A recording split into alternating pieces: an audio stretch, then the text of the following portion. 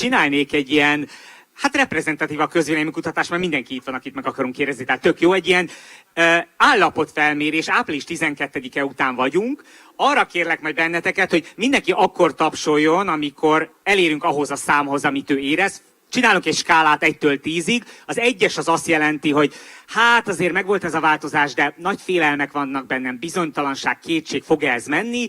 A 10-es pedig az, hogy gyerekek, nyára nincs kórházi várólista, minden mávvonalon tökéletesek a sinek, és egyből bevezettük az oktatási reformokat is. Tehát akkor tapsolj 1 és 10 között, amikor eljutottunk a te lelki állapotodhoz. Jó? Tehát az 1-es a inkább félelem és bizonytalanság, a 10-es pedig, hogy itt nyárra paradicsom van. 1-esek, aki az 1-es állapotban van, tapsoljon, legyen kedves. Oké, minden szabad. Tehát mindent szabad érezni április 12 után. 2-es. Oké, 3-as.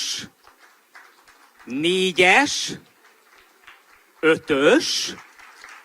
Itt egy picit többen. 6-os. Ó, ez elég masszív. 7-es. 8-as. 9-es. Na és most nagyon figyeljük, 10-es. Vannak, akik nyárra paradicsomot jósolnak, hát ez majd nektek is lesz néhány szavatok, de ilyen lelkiállapotban vagyunk most, mondjuk átlagban ilyen 7,5-ös, 8-as. Ti mit mondanátok a saját lelkiállapototokra 1-től 10-ig? 1 a teljes félelem, bizonytalanság, a 10 pedig, hogy nyárra itt kérem paradicsom lesz és Európa éllovasa. Bruti? 7. 7? Jó, az lefetted a közönség állagát, Juhi? Akkor én is. Én konformista vagyok. Így alkalmazkodni. Ne basszuk már a kedvüket az elején. Tehát... 8,5. Robi? Várjál. Ha nem működik, akkor adom az enyémet. Akkor adom ezt. Egy 8-ast adnék.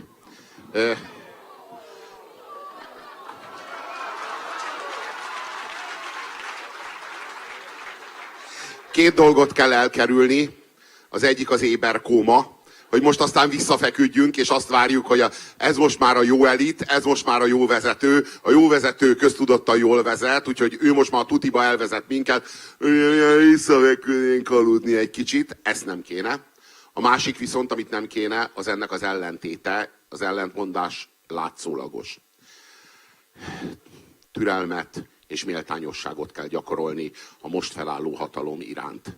Nem szabad elvárni tőlük, hogy 1 vagy 2 éven belül itt jó világ legyen. Azt kell elvárni, hogy egy polgári társadalmat alapozzanak meg, és a jólét majd abból következik. Vigyázni kell, nem szabad követelőzni, türelmetlenül elvárni tőlük azt, hogy hol van már a krumplileves, mert a politikus hazugsága az a választópolgárnak a türelmetlenségéből és a mohóságából következik. Úgyhogy türelem, méltányosság és főleg polgári öntudat. És akkor innen rá kell, hogy csatlakozzak, mindennel egyetértve, de kiegészítve, hogy ehhez kellettek ti viszont, vagy a folyamatos kritikára, az építő jellegű kritikára, a konstruktív észrevételekre mindig is szükség van ahhoz, hogy jó irányba menjenek a dolgok. A hatalom az mindig másképp néz lefelé, vagy másképp látszik onnan a világ. Tök fontos, hogy legyen becsatornázva a mi akaratunk is, és ez a kettő nem ellentétes szintén, hanem egymást erősítő folyamat. Egyetértek azzal, hogy végtelen türelemre van most szükség, de folyamatosan jelezni kell, hogyha valami megbicsaklik, mert attól lesz jó 2 év múlva, 4 év múlva, akármikor is.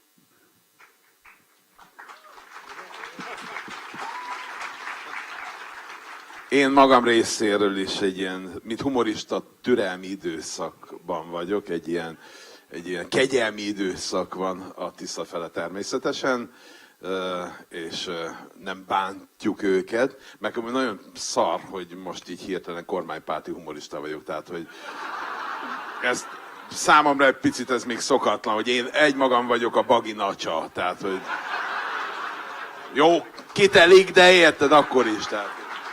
Igen, van egy jó hírem neked, hogy én leraktam az óellenzékiség ilyen bélyegét, ezt az előbb is elmondtam már kint, lehetsz új ellenzéki. A Magyar Péterék már óellenzékiek, ők most már kormányon vannak, régen voltak ellenzék, új ellenzéknek kell lenni. Igen.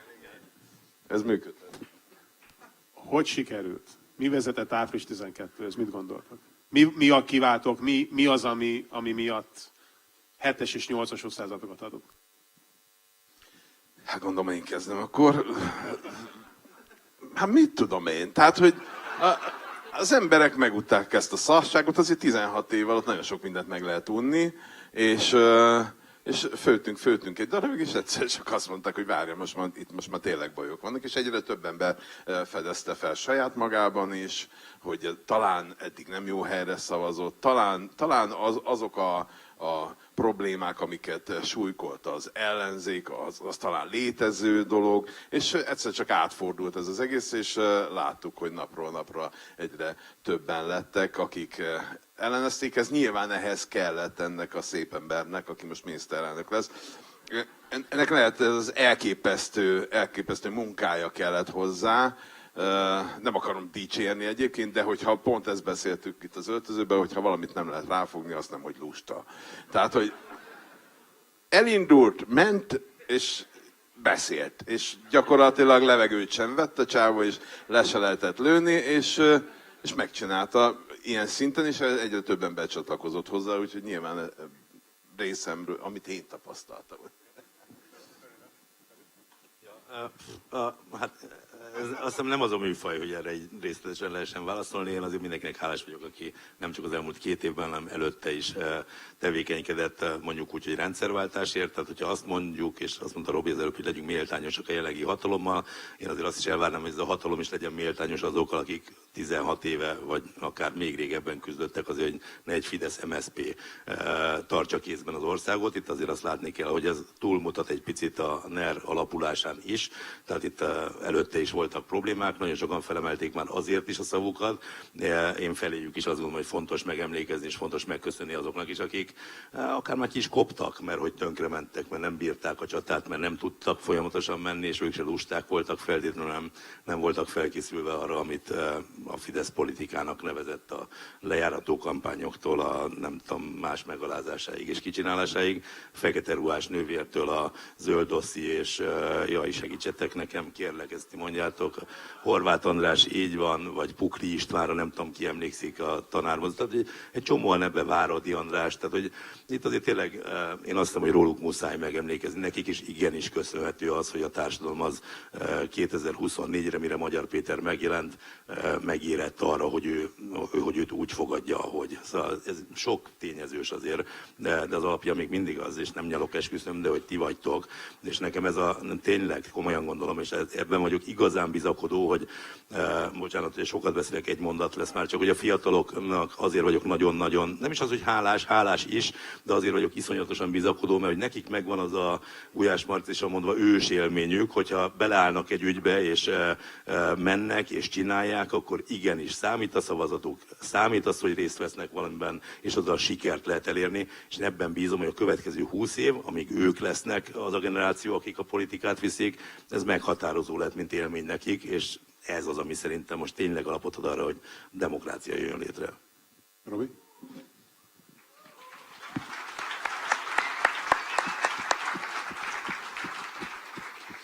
A magyar társadalom éberkómája 1957. május 1-től 2024. februárjáig, a kegyelmi ügy kirobbanásáig, és az azt követő influencer tüntetésig és Magyar Péter szírelépéséig tartott.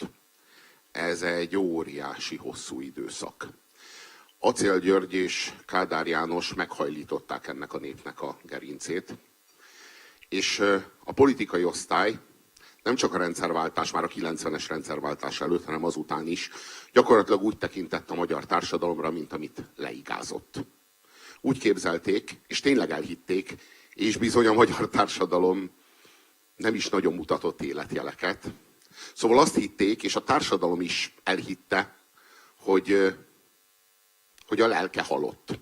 Hogy a parázs az nem ízik már, hanem eltaposták, és egyszer s mindenkorra kialudt. És úgy is bántak a magyarokkal. És ciklusról ciklusra egyre súlyosbodott az arroganciája, az elnyomó hatalmi működése, egyre pusztítóbb volt az ország kifosztása, és ezek az obszcén mértékű provokatív szociális különbségek, amelyek kialakultak az uralkodó osztály meg a tömegek között. És azt hiszem, hogy az utolsó 2022-es kétharmad volt az, ahol tényleg elhitték magukról, hogy legyőzhetetlenek, hogy megdönthetetlenek, és tényleg elhitték a magyarságról, hogy a magyarság egyszer és mindenkorra megtört. És egyszer és mindenkorra leigáztatott általuk. Azok az ügyek, amelyekbe a Fidesz belebukott, mind 2022 és 2024 közti ügyek. A kegyelmi ügy, a Szőlő utcai megrontás eseteinek az eltusolása, a Gödi Samsung gyárügye, ezek mind 22 és 24 közötti ügyek. Ott valami elgurult. Ott ők tényleg azt hitték, hogy egyszer és mindenkorra tart az uralmuk. 22 eredményváróján én emlékszem Rogán Antal könnyeire. Ő ott megkönnyebbült. És akkor, amikor a könnyeit láttam, akkor értettem meg, hogy ők féltek az összefogástól. És amikor az összefogás fegyvere, eszköze ellenük kicsorbult, már nem volt fantáziájuk ahhoz, hogy mi jöhet. Hogy ugyan ők legyőzhetőek-e bárhogyan. És hát azt hiszem, hogy szükség volt arra az összefogásra, hogy kiderüljön, hogy nem működik. Hogy kiderüljön, hogy akárhogy is fognak össze, a rájuk leadott szavazatokat nem lehet összeadni, hanem ki kell vonni egymásból. És hogy valójában ezt az egész mocskos, férgesült politikai osztályt egyként kell leváltani, merőlegest kell állítani rájuk olyan módon, ahogyan ők szövetségben vannak. Tehát abban kell különbözni tőlük, amikben ők hasonlóak. És azt hiszem, hogy a Tisza párt most képezhet egy korszakváltást. Ezáltal egy garnitúraváltást, akár ezáltal egy szemléletváltást, de ehhez mi is kelleni fogunk. Ehhez kelleni fog a civil kontroll. Ez most egy új garnitúra. Nagyon kevesen szívtak egy levegőt a régi posztkommunista balliberálisokkal, vagy akár a fideszes politikusokkal ebből a Tisza frakcióból. De vigyázni kell, mert a politikus az tanulékony állatfaj, és nagyon hamar eltanulja a rosszat. És nekünk ébernek kell lennünk, és amikor azokat a pusztító jeleket tapasztaljuk, amitől ez az előző elit, amelyiket most zavartunk el, ez olyan mértékben elkurvult, hogy végül alatvalóknak kellett éreznünk magunkat a saját hazánkban, hogyha ezeket a jeleket meglátjuk, akkor azonnal berregjen a vészcsengő és utcára. Csak ennyit szerettem volna.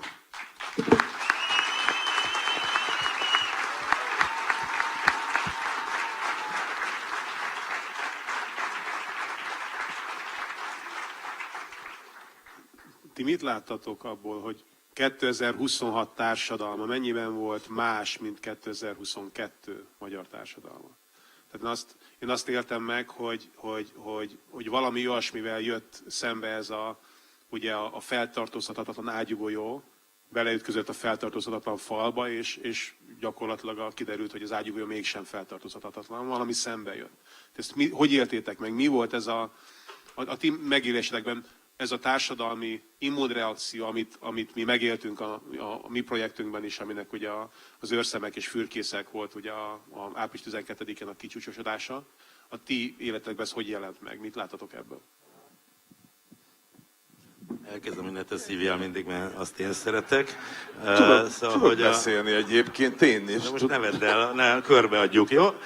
Szóval, hogy én azt láttam, hogy az aktivizmus része, tehát, hogy pont ez, amit ti csináltok, és én akkor hadd, mert itt az előbb hallom, hogy már úgy értem, hogy még ott álltunk, amikor ment az ünneplés, de az hadd adjam át, hogy iszonyatosan sok múlt rajtatok. Tehát tényleg, és ezt elmondtam máshol is, ahol csak tettem, hogy magán ezen a közösségen, amit ti is csináltatok, ezen valami hihetetlenül sok múlt, tényleg. Tehát 22-ben is volt erre próbálkozás, hogy valamilyen módon nyissák fel a mély szegénység vénök szemét, hogy ne add el a szavazatot, de hogy nem volt ez az aktivizmus mögötte. És mindezt csak azért mondom, mert és tényleg nem győzöm dicsérni az, hogy tényleg több ezer ember vette nem is az, hogy a fáradtságot, hanem mindez hatékonyan odament és gyakorlatban akadályozta meg ezt gyakorlatilag a választási csalást, ez egy hihetetlen nagy tett. És azt gondolom, hogy a társadalom más szegmenseiben is, ahogy nem tudom, Fekete Győr Andrásék a 500 000 fiatal a változásért szervezték meg, ugyanez. Tehát, hogy gyakorlatban kezdték el a fiatalokat megszólítani, nem a szavak szintje, hogy beszéljünk arról, és milyen fontos, és kiáll sajtótájékoztatót tartani, a fiatalok is menjenek el szólni. És én ezt láttam, hogy az változott, és ebben egyébként Magyar Péternek is lehet óriási szerepe az országjárásra, hogy példát mutatott abban, hogy igenis el kell menni a terepre, részt kell venni, oda kell állni, oda kell menni, és én erre is mondom, hogy az elmúlt 16 év és a 2, vagy szóval ez mind-mind összefügg, de én azt hiszem, ez volt a legfőbb változás ahhoz képest, amit én korábban láttam, hogy sokkal aktívabbak lettek az emberek. Valószínűleg ebben benne van nyilván megint csak Magyar Péter szerep, és érezték a tétjét is, hogy itt most van miért, tehát ezek messzire visz innentől, de én ezt látom, hogy mindenki értette azt, hogy részt kell venni, és továbbra is azt mindig el fogom mondani, azt hiszem, de hogy ezt tartsuk is meg. Tehát attól lesz jó hely Magyarország, ez megmarad.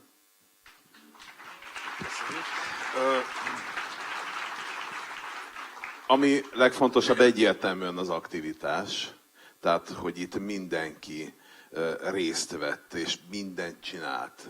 És mindegy volt, ha csak egy pici dolgot tett hozzá. Én láttam azokat az embereket, akik a mi körzetünkben kijártak ottani Zsibogóra, így hívjuk a piacot, és ott ácsorogtak reggeltől, hidegbe, melegbe, tök mindegy volt, csinálták a kis dolgokat, és ezek a legfontosabb. Ez egy 3,2-3 millió darabos puzzle volt, amit együtt raktunk ki.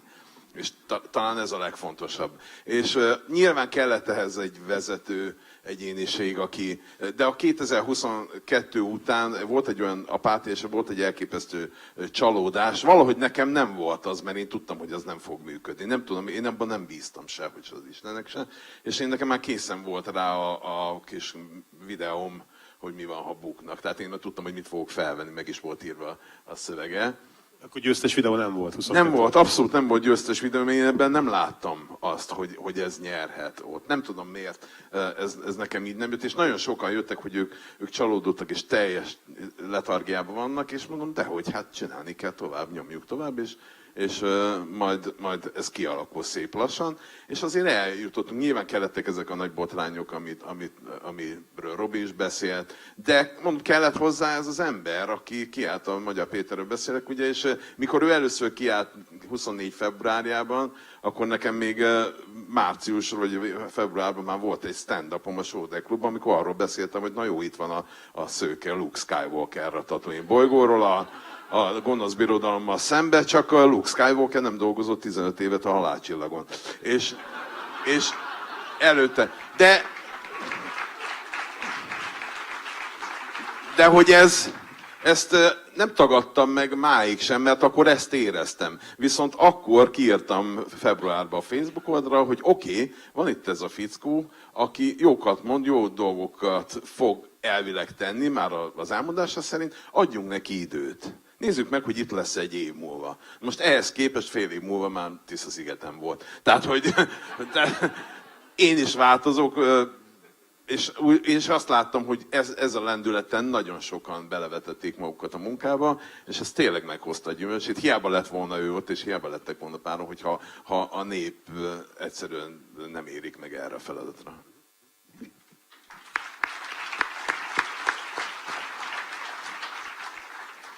Én 2006-ban kim voltam az utcán, és demonstráltam, hogy takarodjon a miniszterelnök, aztán 2024 után megint kint voltam az utcán, és demonstráltam, hogy takarodjon a miniszterelnök. Nem látok olyan nagy különbséget a két esemény között. A két miniszterelnök között sem. Jó volt végigkövetni a Gyurcsány bukását, mert annak a stációi felismerhetőek voltak az Orbán Viktor bukás történetében. És akkor láttam a stációkat, ahogy meglépjük őket, persze ez nagyobb volt, hiszen Orbán Viktor nagyobb gazember, nagyobb szabású gazember volt, mint a Gyurcsány, nagyobb szemétdombot épített, amiről hát nagyobbat esett, de a stációk megfeleltek egymásnak. Én jól emlékszem a Gyurcsány bukására, amikor ilyen viccek voltak a pesti flaszteren, hogy a postás kisasszonyok mindkét felét megköpik a bélyegnek, mert a Gyurcsány van rajta, meg ilyen viccek voltak.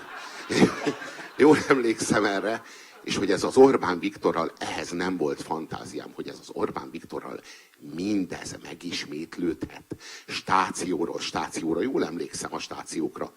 Először jött a felháborodás és a dű. Közvetlenül a Öszödi beszéd kiszivárgása után, illetve közvetlenül a kegyelmi ügy kirobbanása után. Aztán ezt felváltotta az ítélkezés és az undor. Az ezt követő stáció lett a gúnyos röhögés, és végül eljutottunk a nyomorult vergődés feletti szánakozásig. És ezt végig lehetett követni, hogy hogyan történnek. És valójában azt gondolom, hogy amit nem végeztünk el elég alaposan 2006 után, azt most sikerült beteljesíteni. 2006 után megmenekülhetett volna a köztársaság, ha Gyurcsány lemond. Hajós András kérlelte őt a Hír TV-ben, sajnos mind hiába. Ha pusztán csak a rendőratakra nem kerül sor, meg lehet, hogy nem lett volna kétharmad 2010-ben. És én átkoztam Gyurcsányt 16 éven keresztül azért a moszkovitai liberalizmusért, ami itt berendezkedett. De most, hogy túl vagyunk rajta, azt kell, hogy mondjam, most már nem bánom. Ha akkor az a köztársaság megmenekül, minden bizonnyal még mindig ugyanabban a posztkommunista szarban gázolnánk. De most vége. Így vége lett.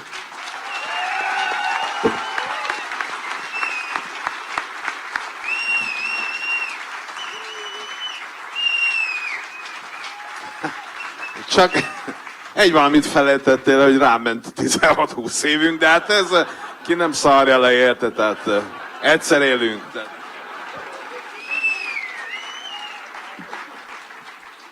Mikortól hittétek el, hogy itt hogy ez bekövetkezett? De mikor volt az a fordulópont, amikor azt láttátok, hogy oké, akkor itt most lehet, hogy itt az oddszok, tehát a sanszok, azok itt hirtelen átváltoztak, és a demokratikus oldal lehet az, amelyik ezt a választást megnyerheti. Van egy ilyen pont, amit meg tudtok hogy húzni, hogy ez volt az? Én tudom, nyár, 24 nyara. Nekem 24 nyár volt az, amikor először tudtunk leülni, akár csak beszélgetni, akár MP-vel is, meg itt a többiekkel így körbenézni így a világba, és ugye nekünk a legfontosabb témánk, ami miatt én ebbe belekezdtem, az hát ami mindenkit ugye személyesen érint, az sokkal nagyobb tolóerő, és nálunk ugye van 8 akuipari egység Debrecenben, ahol én lakom, és nekem ez volt a mozgatórugóm. És nyár végére már láttam, hogy ez egy akkora pörgés lesz itt, hogy ebből egyrésztből nem szeretnék kimaradni, mert nagyon vicces lesz a vége,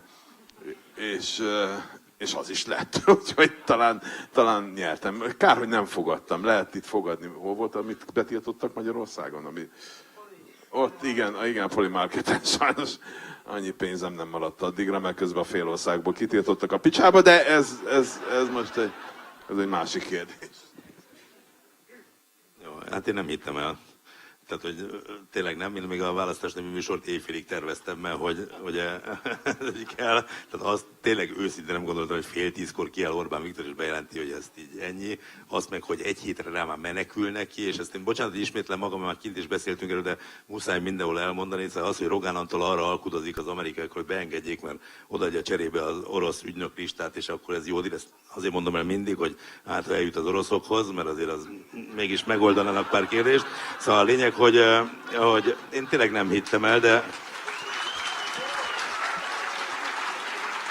szóval, hogy csak azt kell látni, hogy előtte se hittem egy csomó mindent, mert hogy a politika az nem hittel állok, hanem tök tudatosan próbálom, és azt mondtam mindig is, hogy bár nem tudom elképzelni, hogy leváltható demokratikus úton választáson, nem tudom, már láttam, hogy többség van, mert az egyértelmű, nem gondolom, hogy nem fogja elcsalni az Orbán rezsim. De akkor most én ennyire naív voltam akkor? Nem, te jól csináltad, mert...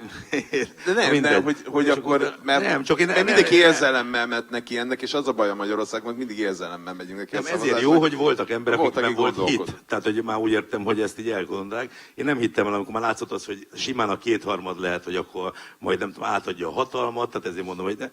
És aztán ez lett, de mindig azt mondtam, hogy ettől még dolgozni kell rajta, sőt, pont ezért kell még inkább dolgozni. Tehát azt hiszem, hogy mondjam, tehát, hogy nem sokat pihentem én sem, mert nem a hit vitt, hanem az, hogy ez a cél, ezért dolgozni kell, mondhatnám tégláról, téglára, meg nem tudom ilyeneket, de hogy ez komolyan véve is, hogy nem az érzelmeim visznek ebben, és szóval nagyon kellemes csalódás, hogy bekövetkezett. Szerintem nagyon sokan vannak, akik nem gondolták, hogy az életük során be fog következni. Sokan elhittük az Orbán rendszer propagandáját önmagáról. Hogy az Orbán rendszer az egy erős felépítmény, amely téglákból, meg kövekből épült. Nem, nagyon kevesen hittük, hogy ez kartonpapír. Hogy ez csak egy kicsit meg kell láztatni, és akkor így lemálik. Ezt nagyon, nagyon kevesen hittük el. Mert szóval azért a 12. év után én úgy képzeltem, hogy hát bizony lehet, hogy ebben a rendszerben fogok meghalni. Amikor aztán 22 elején az influencer tüntetésen láttam azt az óriási irdatlan tömeget, akkor azt éreztem, hogy odalent a mélyben, 24-ben, odalent a mélyben valami forrong. Valami forrong, ami fel akar törni.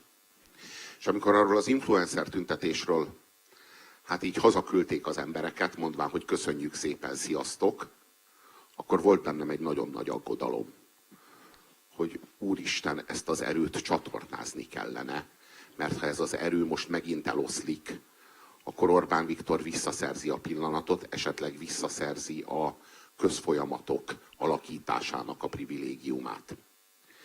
És amikor Magyar Péter bejelentette március 15-ére a nagy rendezvényét, és azon megláttam ezt a hatalmas tömeget, és láttam, hogy ez az indulat, és ez a rendszerellenes protest, érzelmi attitűd, ami meghatározta ezeket a rendezvényeket, ez csatornázódik, és egy politikai erőműbe tart, hogy azt meghajtsa, akkor azt éreztem, hogy igen, ebből akár még lehet is valami.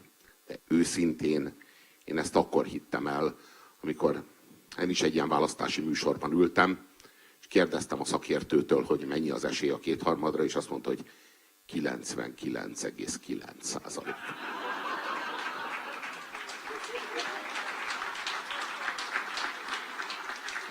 És akkor elárasztottak az érzelmek. Akkor azt éreztem, mert hogy az a helyzet, hogy egy 20 éves karmát rakott le a nemzet. 20 évvel ezelőtt történt ez a gyalázatosság, aminek nem lett következménye, és aztán 16 év illiberalizmus lett a következménye. És hát a helyzet az, hogy ha majd a történészek megvonják ennek a történelmi korszaknak a mérlegét, akkor majd most már hiszem, hogy azt fogják levonni, hogy bizony szüksége volt a magyarságnak arra, hogy egy ilyen erőszakos, autoriter rezsim a sarokba szorítsa, oda, ahonnan nincs hova hátrálni, és onnan, ahonnan már csak előre léphet. A magyarságnak minden jel szerint szüksége volt arra, hogy kihalljon a szülők szolga nemzedéke, szavazókorba lépjen a fiatalok szabadság nemzedéke, és kiálljon az országáért, ne elhagyja a hazáját, hanem visszavegye. Azt hiszem, hogy ha majd megvonják ennek a 16 évnek a mérlegét, akkor ennek a 16 évnek az lesz a nagy történelmi funkciója, hogy a magyarságban kialakuljon a belső igény a polgári társadalom iránt. Mert az intézményi feltételei már 90-ben megvoltak. A társadalmi feltételei csak most lettek meg, de végre meglettek.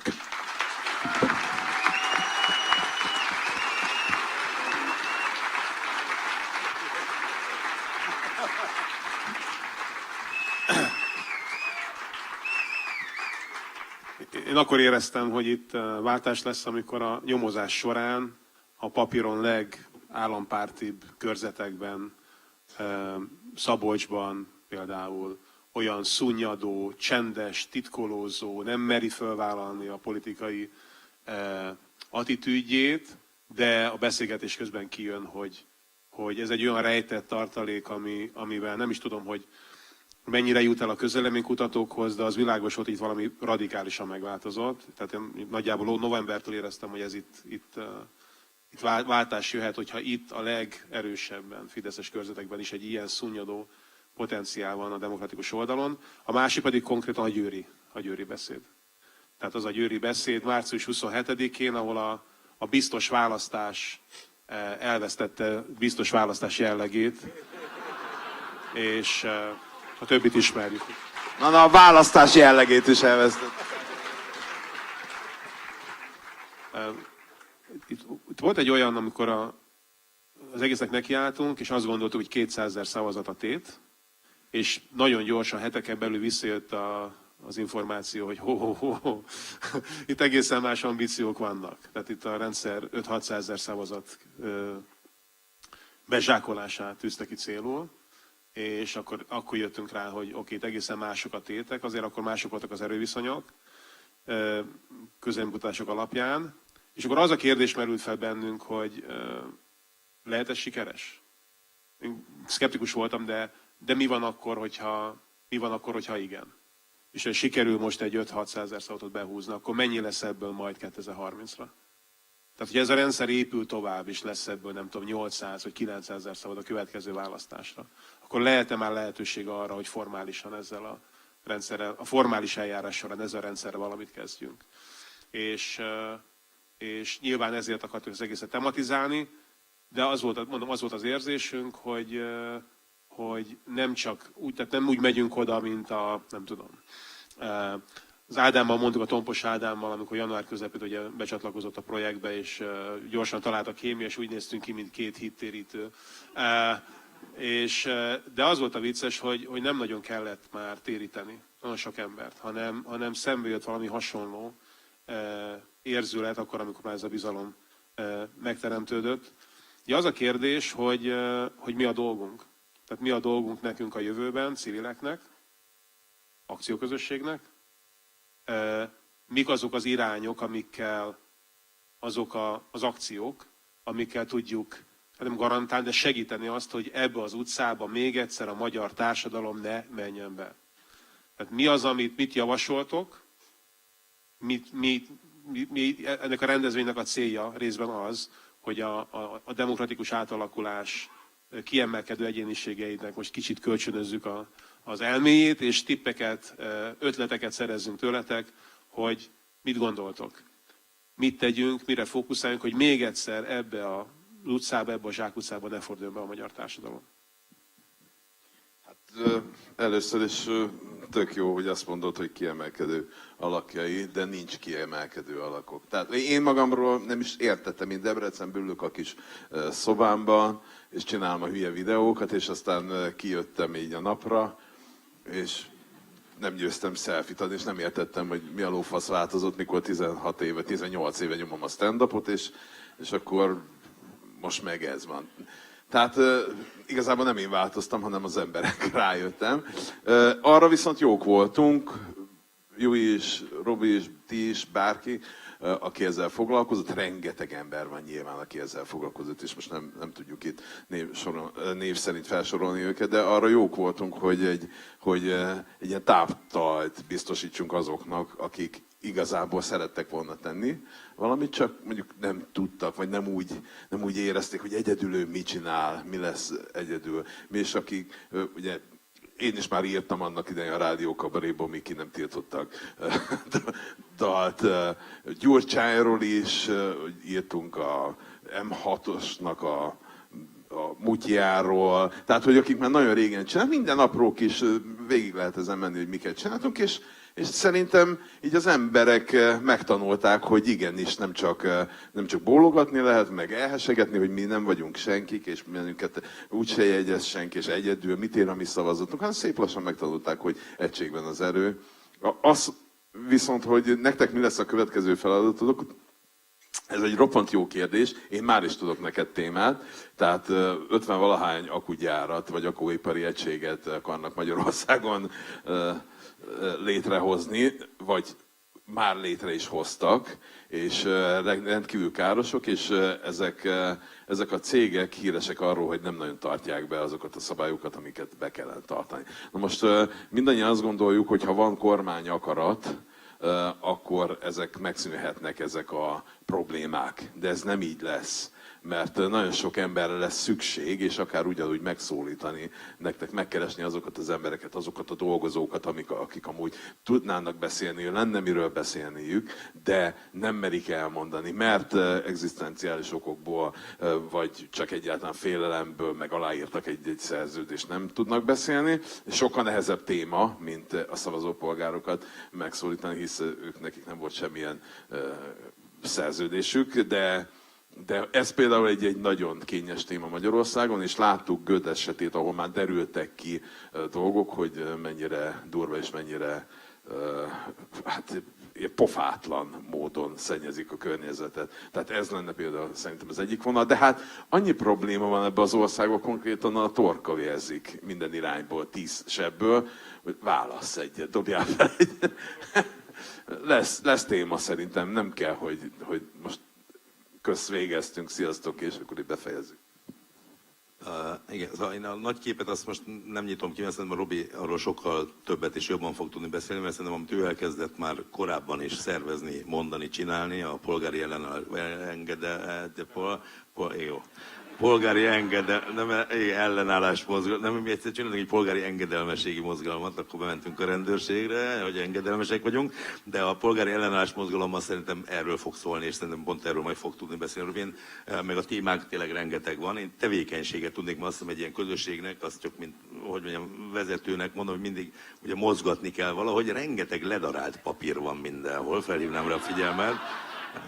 Azt hiszik, hogy viccelek, majd át kell nekik adnod az információt, hogy nem viccelek. Komolyan gondolom, hogy valahova ezeket mindenki magának gyűjtse össze. Készül a mesterséges intelligenciát használó program, amivel össze lehet majd illeszteni őket. Nyilván iszonyatos nagy munka lesz, ezeket beszkennelni. Ugye ez úgy néz ki, hogy plexilapok közé be kell rakni a kis fecniket, így beszkennelni, és onnantól már rá lehet bízni majd a technikára, hogy össze is illesz ezeket.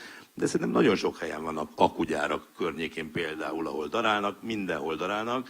Ezek szerintem hasznos információk lesznek, egyet csak, hogy értsétek, mert hogyha azt valaki elkezdi saját közegébe terjeszteni, hogy erre van lehetőség, hogy ezeket feldolgozzuk, ugye hát nem fogok tudni neveket mondani, mert ki jegyzi meg ezeket a fideszeseket, akinek a lengyel igazságügyminisztert megtalálták a lakásában Fidesz frakciónak dolgozó csávó. Abból a lakásból ott van nálam 12 zsák papír, ahol ugye ezt az NKA támogatási cuccokat őrizték. Hát azért, tehát azért csak kíváncsiak vagyunk, nem, hogy mennyit kapott még Bajer Zsolt, nem tudom mire. Szóval ezeket tényleg azért darálták le, amiről talán Szabó Bence százados beszélt, ugye, hogy már a rendőrségen is úgy működött a dolog, külügyről a Panyi Szabolcs írta le ugyanezt, hogy tulajdonképpen nem hivatalos dokumentumok formájában továbbították az információt, az utasítást, minden.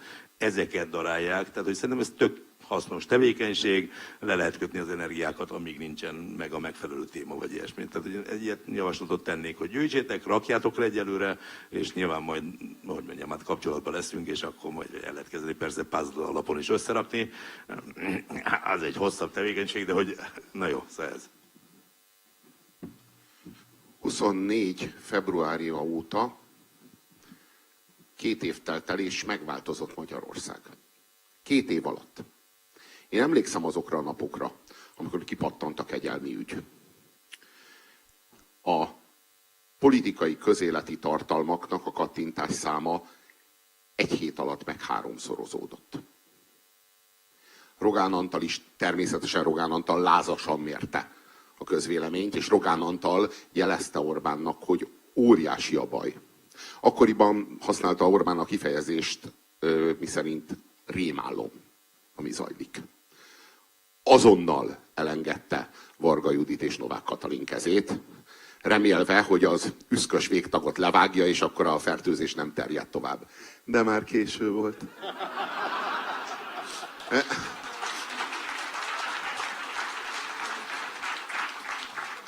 Mert nem Novák Katalintól, meg nem Varga Judittól terjedt a fertőzés, hanem Orbán Viktortól, aki a szív volt. A szívet meg nem lehet kiamputálni, vagy hát de, már azt is megtettük.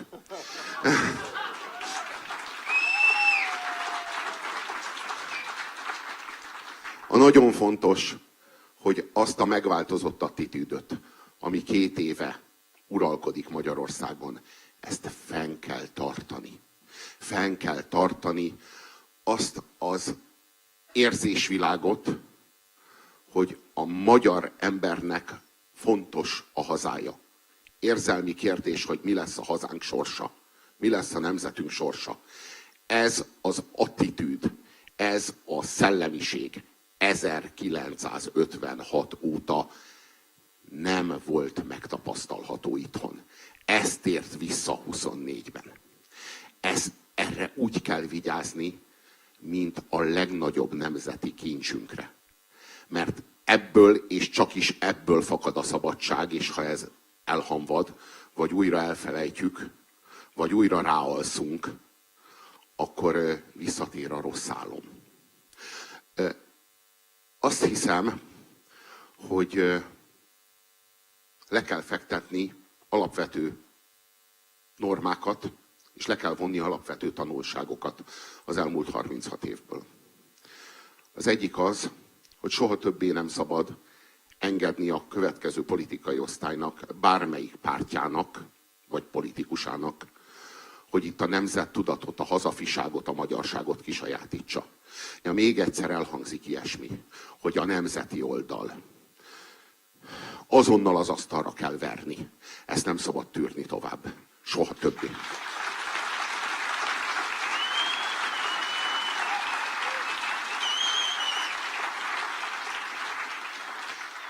És nem csak a nemzettudat az, amelynek a kisajátítását nem szabad tolerálni, hanem vannak alapvető értékek, amiket nem szabad hagyni kisajátítani.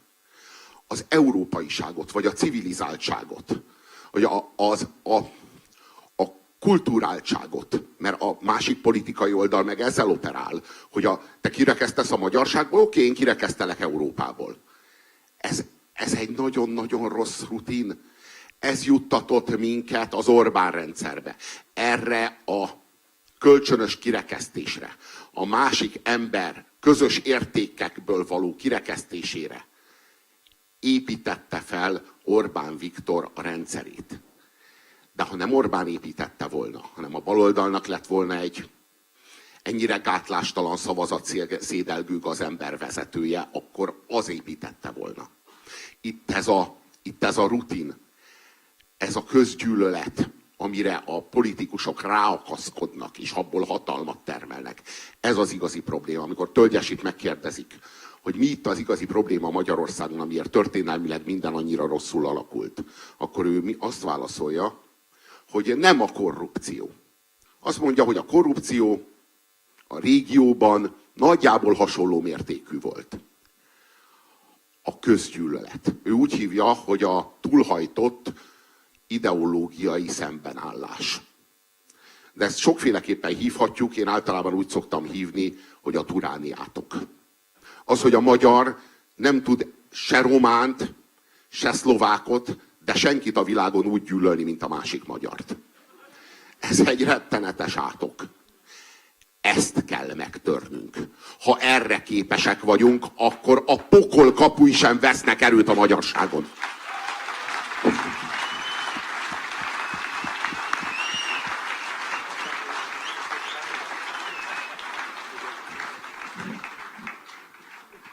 Köszi, Robi, van konkrét javaslat is azzal kapcsolatban, hogy mit csináljunk?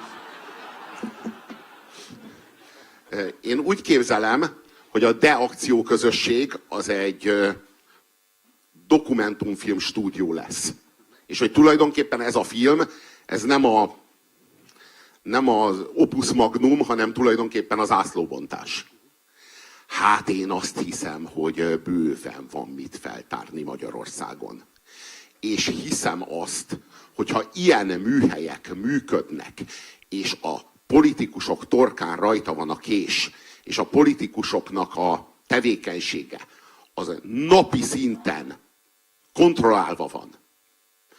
Át van világítva az, amit éppen tesznek, és az, amivel éppen házalnak a társadalom körében. És mindenre vonatkozóan van egy nyilvánosság, amely nyilvánosság képes megvédeni az intézményeket a megszállástól, a lelkeket a megszállástól, a társadalmat a leigázástól. Hogyha ezek a műhelyek, ezek továbbra is működni tudnak, lehetséges, hogy ez is majd arra a számlára lesz írva, amikor a történészek megvonják a 16 éves Orbán rendszer mérlegét, hogy bizony a 16 éves Orbán rendszer alatt ezzel a rendszerrel szemben tudott felnőni a magyar polgárság, a civilek, ahhoz, hogy a nyilvánosságot fegyverré kovácsolja a mindenkori hazug és despotikus hajlamú elittel szemben. Úgyhogy ezt a fegyvert kell tovább acélozni, és nem szabad azt hinni, hogy véget ért a küzdelem. Az elit továbbra is elit marad, a civilek továbbra is civilek maradnak, ez a két osztály nem fog egymásba mosódni, és hogyha a civilek elfelejtik azt, hogy mi a funkciójuk, pusztán azért, mert megdőlt az Orbán rendszer, akkor jöhet még rosszabb is. Ezt nem akarjátok hallani, de mi így közösen vagyunk a biztosíték arra, hogyha éberek maradunk és cselekvőképesek és szolidárisak, hogy megőrizzük mindazt, amit most elnyertünk.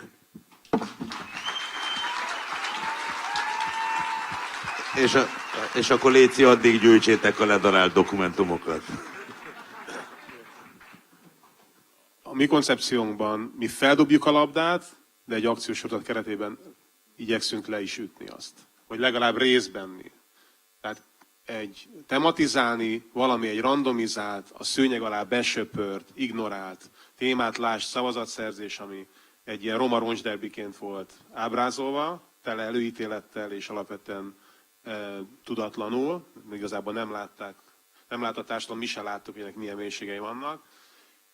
Tematizálni, berakni középre, és amikor már megvan a probléma, és definiálva vagyon, akkor ezzel valamit kezdeni. Ugye ezt csinálták az őrszemek, és erre mondjuk mi is azt gondoljuk, de ezt az idő fogja eldönteni, hogy erre, hogy szükség van az akcióközösségre, vagy sem. Én azt úgy érzem, hogy igen.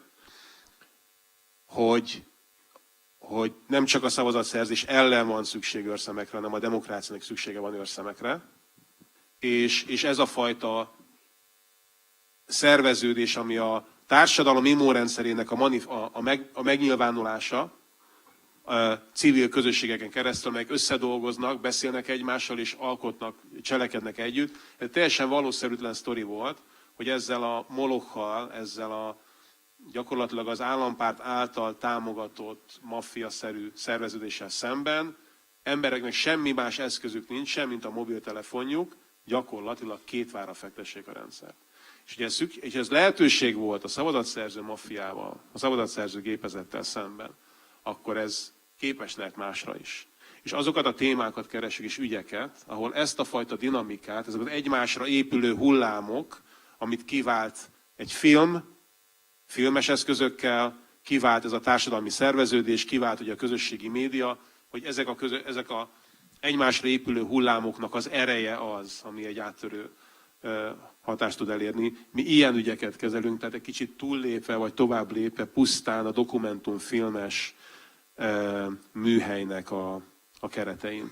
Mert az a kérdés motoszkál, én közel 20 évet voltam külföldön, és biztos, hogy sokkal jobban látjátok, hogy hogyan jutottunk idáig. Nyilván erről ti sokat beszéltetek, csak én azt nem értem, hogy hogyan juthatunk el odáig, hogy 1990-ben Magyarország a térségben egy közel éllovas Csehországgal, és ebből lett az Európai Unió legkorruptabb országa, a fogyasztás szempontjából a legszegényebb országa. Tehát hogyan lehetséges az, hogy Magyarország az elmúlt 15 évben ezt a pályát befogja? Mi változott az, hogy egyáltalán ez elképzelhető, hogy ennyire történelmietlen helyzetbe kerülünk, hogy olyan országok soha nem kerültek ilyen, összehasonlítva Magyarországgal, Románia, Bulgária és a többi. Lengyelországa volt ezek. Hogy lehetséges az, hogy ezt idáig toleráltuk, hogy egyáltalán ez megvalósulhatott? Mert számomra ez továbbra is valahol egy megemészhetetlen tény. Van erre egy válasz, egy jó válasz? Hát mondjuk, hogy a versenyhelyzetet folyamatosan erodálták, tehát hogy maga a igazi piac eltűnt Magyarországról, akárcsak ezekkel a tenderekkel, és nem tudom, nem vagyok szakember, de ez nyilván, és ez korrupciót szült. És a korrupció meg korrupciót szült, és onnantól kezdve nem volt megállás. Tehát, hogy szerintem a Fidesznek a berendezkedése az olyan volt, hogy nekünk esélyünk nem lehetett arra, hogy itt egy tisztességes országban, és mondjuk egy jól teljesítő országban éljünk. Én a magam részéről azért örülök, hogy nem vagyok politikus, mert hogy nem kell minden kérdésre tudnom a választ. Tehát ez szerintem fontos, hogy nem tudom, nem értek hozzá. Ez szerintem társadalomtudósok feladata felderíteni, mélyen utána menni. Tippjeim vannak, véleményem van, de szerintem nem ez a fontos. Én inkább arra ösztökélnék benneteket, hogy, és akkor ez lehet, hogy kicsit válasz erre is, meg az előzőre talán még inkább, hogy azért az a film, amit ti legyártottok, iszonyatosan fontos volt, és szóval rengeteg ember tényleg most szembesült az, hogy mi van. És mellette viszont én azt hiszem, hogy biztos vagyok benne, bár nem látlak titeket, de egészen biztos vagyok benne, hogy nagyon sok roma ember is segített abban, nem csak a film előállításában, hanem aztán, hogy helyben meg nagyon sok bélyeget kaptak szerintem most viszont a film által is, de egy csomó mindenkiben az csapódott le, aki úgy áll hozzá, hogy ezek és akkor ide mondja a dehonestáló jelzőket, hogy mert miattuk volt eddig is minden rossz, mert hogy eladták a szavazatukat, és hogy meg kell állítani ezeket. És szerintem van egy ilyen felelősség ebben, és ez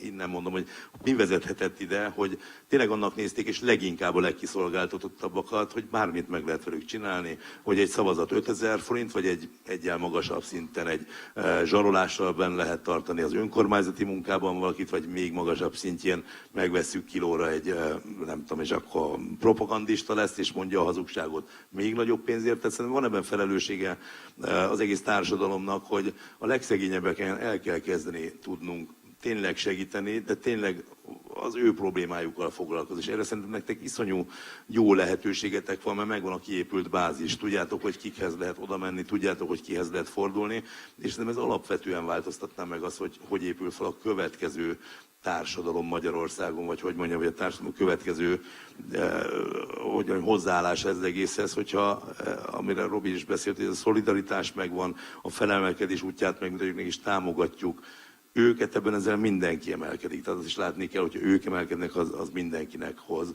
És szerintem ez egy tök szép feladat lehet egyébként a közösség számára is.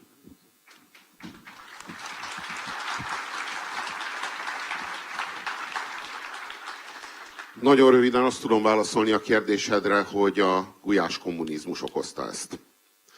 Az okozta ezt, hogy Kádár 57 után azzal a szándékkal, hogy az újabb 56-ot elkerülje, hát néhány lapot kitépett nekünk Marx és Engels kommunista kiáltványából.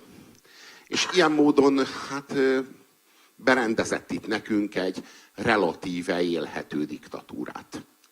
És jaj annak a népnek, amelyik megszereti a diktatúrát. Jaj annak a népnek, amelyik félig foglár és félig fogoly. Jaj annak a népnek, amelyiknek a lelkiismeretét megmérgezi a diktatúra, mert felvásárolja őt, mert lefizeti őt, mert bűrészessé teszi a saját elnyomatásában. És itt Magyarországon ez történt. Acél Györgynek az volt a funkciója, az volt a szerepe, hogy mindenki, aki Magyarországon akár a rendszerrel szemben is határozza meg magát, kapjon valamit a rendszertől, és ezáltal váljon a rendszer kihívójából a rendszer szelepjévé, a rendszer rugalmasságává. Az nem véletlen, hogy Csurka István, akiben azért talán nem azonosítható a Kádár rendszer pillére, vagy a Kádár rendszer egyik oszlopa, ennek ellenére ünnepelt drámaíró volt, és hát a Kiskabosnak számos forgatókönyvét ő írta. Pont az a lényeg, hogy ebben a kádárizmusban mi ki lettünk vásárolva 1956-ból, 56 mögül. Krumplilevessel lettünk kivásárolva.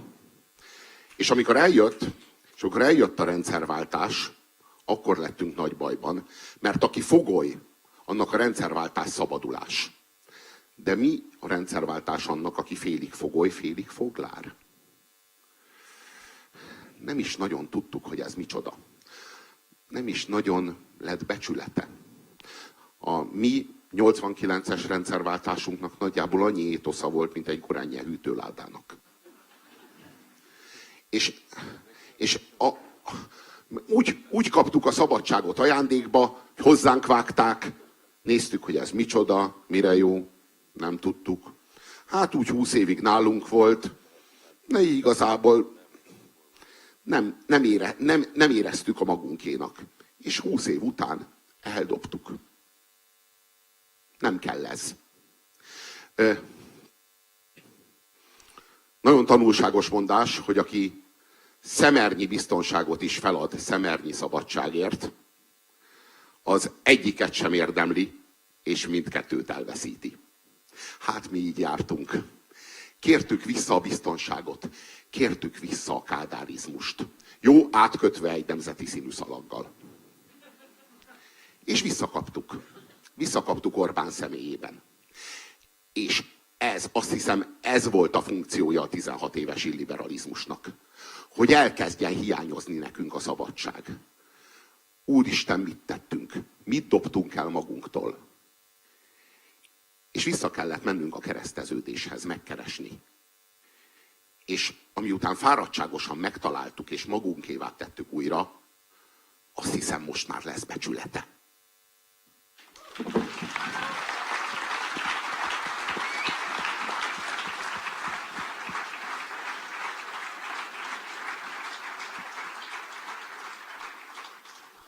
Érdekes, nem tudom, hogy ellentmondásnak, de hívhatjuk-e, de egy érdekes helyzetben vagyunk. Elszámoltatás. Egy politikai változáskor, egy kormányváltáskor a politikai ellenfél nyugodtan mehet ellenzékbe, mert tudhatja egy jól működő demokráciában, hogy nincsen következménye a politikai verességének, mondjuk nincsen büntetőjogi következménye. A szabadságát nem fenyegeti veszély. Ugyanakkor egy működő jogállamban az elkövetett bűncselekményeket, legyen azok a politikai osztály által elkövetett bűncselekmények, azokra szemben kíméletlenül fellépnek.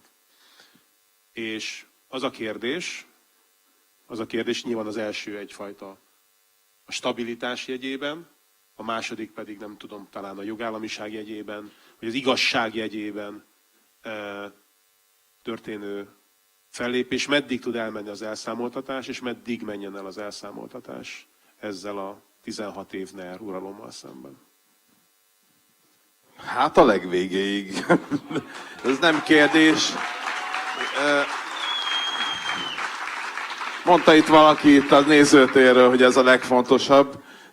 Nyilván fontos, hogy erre legyen tényleges kormányzati akarat, és ne csak ígéret legyen, tehát hogy ez egyrészt fontos, másrészt az a 3,3 millió ember nem csak azért, nem csak a szabadságért, mert hanem egyfajta bosszúvágyból is, mert én személy szerint igen. Tehát én konkrétan vért akarok inni,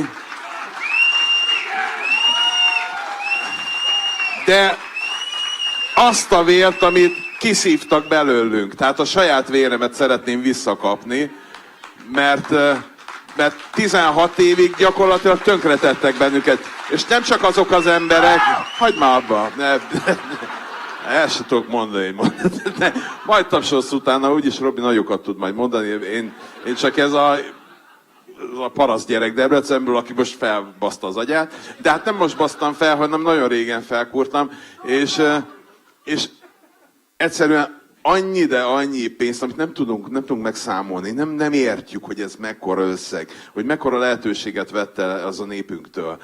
És ezt én szeretném valamilyen formában látni, és hogyha nem is anyagilag, tehát nem jönnek ki azok a számok, de akkor meg morálisan. Tehát nekem egy Deák Dániel, ha beszélgettük itt, hogy tudjuk majd őket börtönbe zárni, lehet őket sehogy, de egy Deák Dániel, vagy egy Bohár, nem tudom, hogy milyen szerepe legyen ebben a társadalomban, de ne legyen már jó.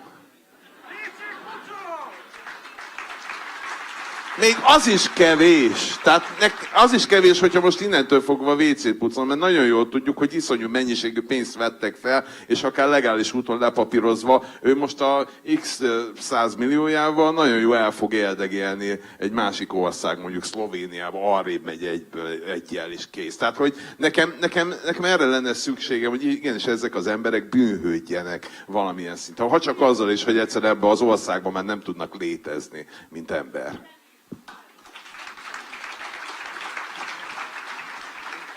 Jó, én szóval, hogy nem leszek népszerű, ezek után ezt gondolom, mert én meg egy kis higgadtságot. Tehát azt hiszem, hogyha komolyan azt szeretnénk, hogy itt változzon, ez a pont, amiről Robi beszélt, az állandó ellenségeskedés felszámolása, az állandó gyűlöletkeltés, akkor valamikor egyszer kell nagy levegőt vennünk, és nekünk pont azért, mert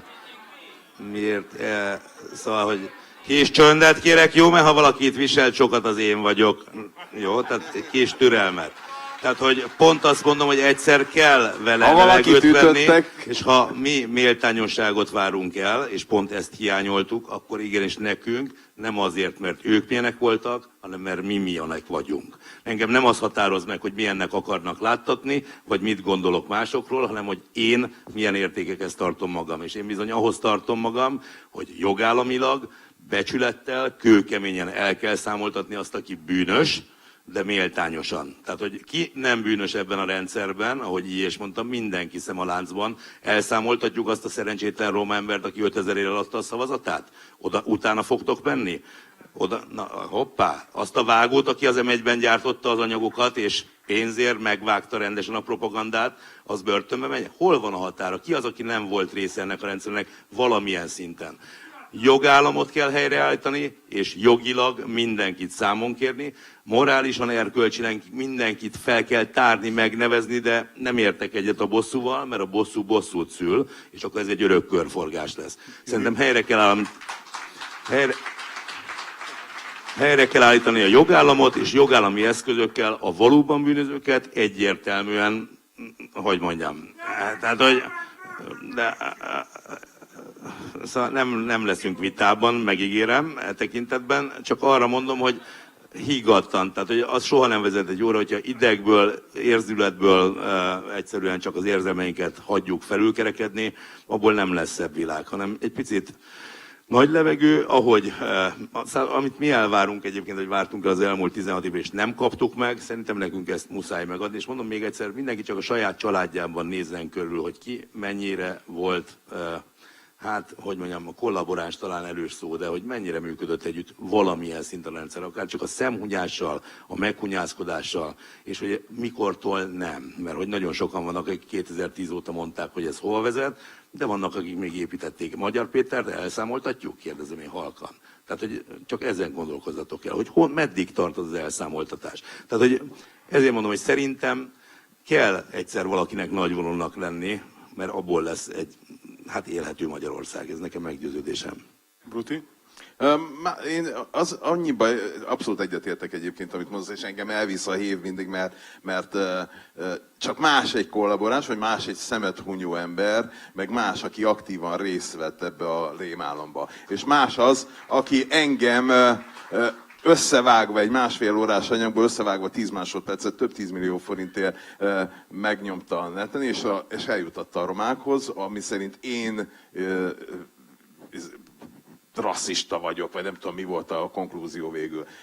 És nekem ezzel olyan károkat okoztak, de nem csak nekem, hanem azoknak az embereknek, akik sorra lejárattak, olyan károkat, amiket nem lehet visszavonni. Ezek az emberek már soha nem fogják megtudni a nagy része annak, hogy én nem vagyok rasszista. Ők csak azt látják, azt a 10 másodperces anyagot, és ők úgy fognak emlékezni rám, ha én legközelebb megyek Mátra Álszakára fellépni, akkor Mátra Álszakálon a romák nem fognak odajönni, mert azt mondják, hogy igen, ez az ember rasszista. És ezt nekem megemészteni borzasztó nehéz, és ezért innen a hív. De ezzel együtt értem, amit mondasz, és a méltányosságot is érzem. A konkrét kérdés az lehet, hogy ha Mészáros Lőrinc és Tiborcs István és a többieknek a vagyonszerzése, az üzletei azok, ha beigazolódik, hogy ezek mögött akár bűncselekmények vannak, akkor a következő kérdés az az, hogy mi lesz Orbán Viktorral. Tehát Tehát meddig megy el az az elszámoltatás, meddig menjen el, hiszen mégiscsak ennek a belföldön 2.150.000, a választáson 2,5 millió szavazatot kapott oldalnak Orbán Viktor ugye hát szinte vallásos vezetője, de mi legyen, igen, pillanat. Igen, tehát ez egy nagy kérdés. Hogy Szerintem ez nem kérdéset látott, és ezt én sem vitatkozom azzal, ezt mondani, hogy aki bűncselekményt követett el, az börtönbe megy. Ez nem ebben van a méltányosság, nem ebben van. Csak nagyon sokan nem jogi értelemben követtek el bűncselekményt, de bűn igazából, amit elkövettek. Itt két tengelyt kell megkülönböztetni. Van egy horizontális tengely, egy vízszintes tengely, a társadalom jobb és a társadalom baloldala között. Vagy mondhatunk úgy is, hogy balliberális oldala és jobb oldala. Népi, urbánus oldala között. Ezen a tengelyen kell megbékélni. A megbékélésre ezen a tengelyen van szükség. A két magyarság között, Pannónia és Hunnia között kell a megbékélés. De van egy másik tengely, nem összetévesztendő, egy függőleges tengely, egy vertikális tengely a fönt és a lent között, az elit és a magyar társadalom között. Ezen a tengelyen nincs megbékélés. Ezen a tengelyen számonkérés van. Ez a tengely, a fönt és a lent közti tengely az, ahol az Orbán rendszer bűneit nem úgy kell tekinteni meggyőződésem szerint, mint korrupciós ügyeket, amelyeket kivizsgálunk, és történt-e bűncselekmény Orbán törvényei szerint. Ezt úgy kell tekinteni, mint egy bűnszervezetet, amelyik módszeresen kifosztotta Magyarországot, magyart a magyar ellen uszított, háborúval fenyegette meg azokat, akik nem rászavaznak, és bűnszervezetben működve fordította a maga gazdagodására az ország fejlesztése céljából kiutalt óriási eurómilliárdokat. Ebben a helyzetben Orbán Viktor nem korrupciós ügyekért felel, ilyen vagy olyan ügyért felel, hanem ez egy bűnszervezet, amelynek a csúcsán nem a miniszterelnök áll, hanem a keresztapa. A keresztapát pedig a törvényszéken úgy ejtjük ki, hogy elsőrendű vádlott.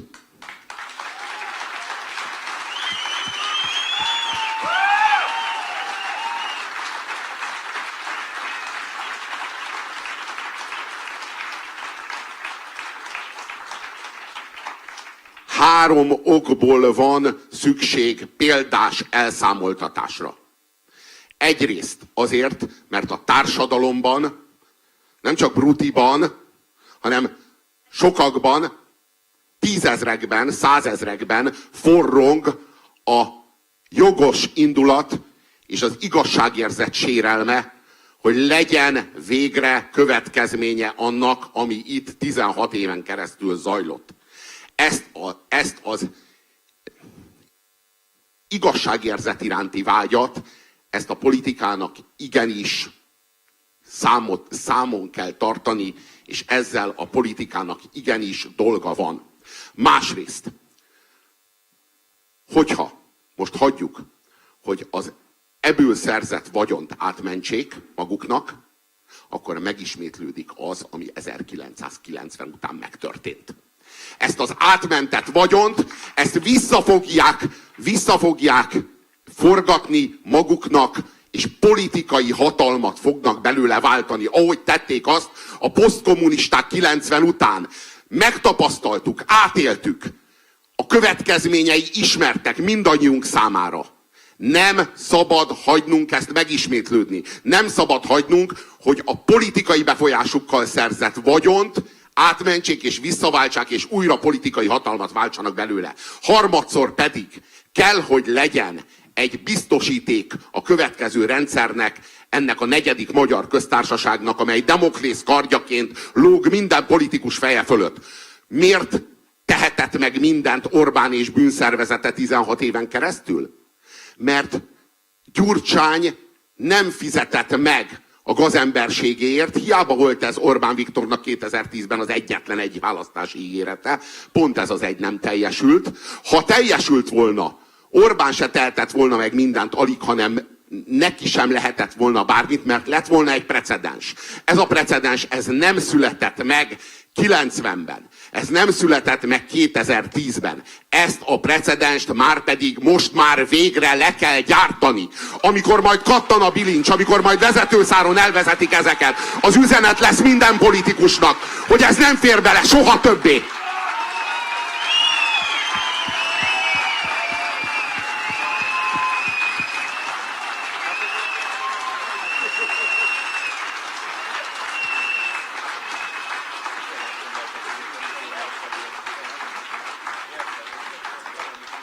És üzenjük meg innen közösen Magyar Péternek és Ruf Bálintnak, hogy nem érjük be néhány fej felmutatásával, hanem alapos, mélyreható és átfogó elszámoltatást követelünk.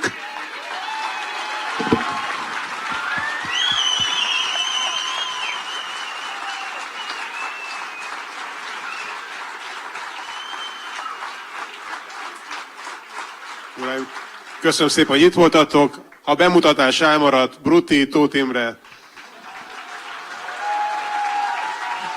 Gyertek el 9-től, stand-upolok még. Juhász Péter, Juhi. Pusé Róbert.